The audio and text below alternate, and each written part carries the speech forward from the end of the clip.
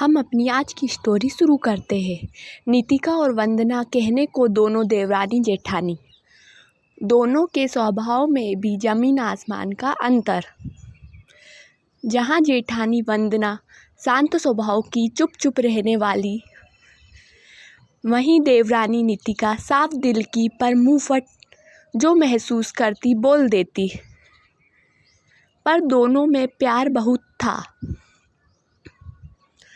वंदना की शादी को जहां 7 साल हो गए थे, वहीं नितिका की शादी अभी 6 महीने पहले ही हुई थी। दोनों की सास विमला जी, जो सास का मतलब ही हुक्म चलाना और बहुओं की बुराई करना समझती है, उनकी नज़र में सब काम करने के बाद भी उनकी बहुएं कामचोर है।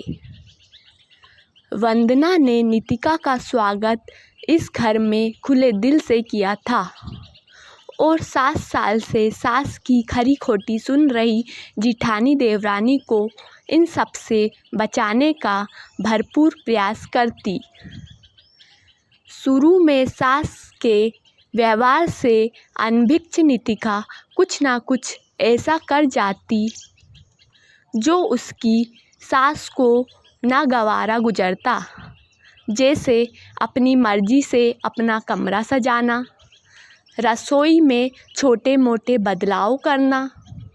ऐसे में सास के गुस्से से बचाने को वंदना नितिका की ढाल बनती और जब जब नितिका गुस्से में कुछ बोलने को होती तो उसे समझा देती, बहू देखो तुम्हारी मामी सास आई है, जल्दी से नाश्ता लगाओ।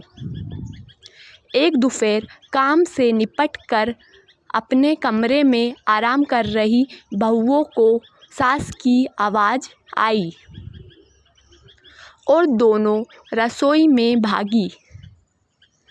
भाभी क्या बताऊं आपको, मेरी दोनों बहुएं इतनी कामचोर है ना कि कुछ करना ही नहीं चाहती। सोचा था बहुएं आएंगी तो मैं भजन कीर्तन में मन लगाऊंगी, पर यहाँ तो इनका घर ही देखना पड़ रहा। चाय नाश्ता लाती बहुओं को सास के शब्द सुनाई दिए। सही कहा मम्मी जी, हम बहुत कामचोर हैं, इसलिए तो सुबह 5 बजे से लेकर रात के 10 बजे तक घर का काम में लगे रहते हैं और आप बेचारी बुढ़ापे में सब काम करती हो। पर मम्मी जी एक बार अपने दिल पर हाथ रखकर बोलिए, क्या सच में आपकी बहुएं कामचोर है? यदि हाँ, तो आज के बाद हम लोग कामचोर ही बनकर दिखाएंगे, क्योंकि दीदी आज नितिका से नहीं रहा गया तो उसने भी सास को खरी खोटी सुना दी। हालांकि वंदना ने उसे रोकने का प्रयास किया, पर आज पानी सिर के ऊपर चला गया था। अरे भाग्यवान, कुछ तो शर्म कर, बच्चियाँ दिन रात काम में लगी रहती है और तू उनकी बुराई ही करती है। अगर वो कामचोर होती तो तुझे यूँ बैठा कर उनकी बुराई का वक्त ना मिलता। कल को वो सच में कामचोर बन गई तो अपने साथ साथ मेरा भी बुढ़ापा खराब करेंगी। इसलिए समय रहते सुधर जा।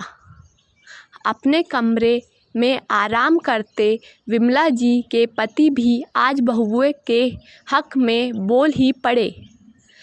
अपनी भाभी के सामने शकुंतला जी की निगाह नीचे हो गई। तो दोस्तों, आपको मेरी स्टोरी कैसी लगी? अच्छी लगी तो प्लीज़ चैनल को लाइक, सब्सक्राइब और शेयर कीजिए। Thank you.